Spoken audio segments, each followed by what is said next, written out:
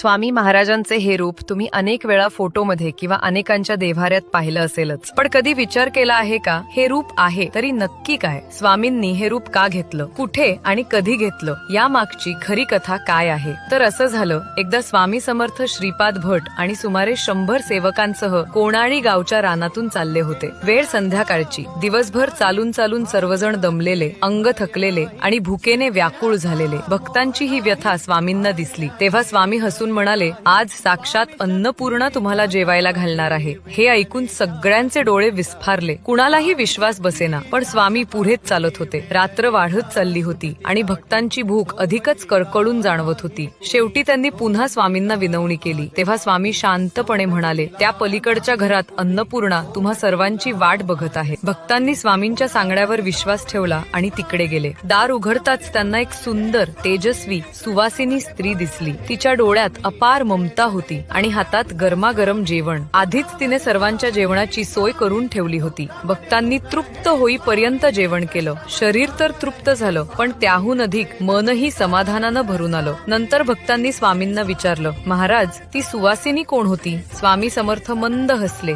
आणि म्हणाले, ती दुसरी कोणी नसून माता अन्नपूर्णाच होती. तुम्हाला जेवायला घालण्यासाठी ती माझ्याच रूपातून प्रकट झाली होती. म्हणूनच स्वामी समर्थांना अनेक भक्त स्वामी आई म्हणूनही हाक मारतात. भक्त जेव्हा आई म्हणून हाक देतात तेव्हा स्वामी खऱ्या आई वडिलांसारखे धावून जातात. म्हणूनच त्यांना सर्वव्यापी, सर्व गुणसंपन्न आणि अन्नपूर्णेच्या मूर्तिमंत रूपात मानलं जातं.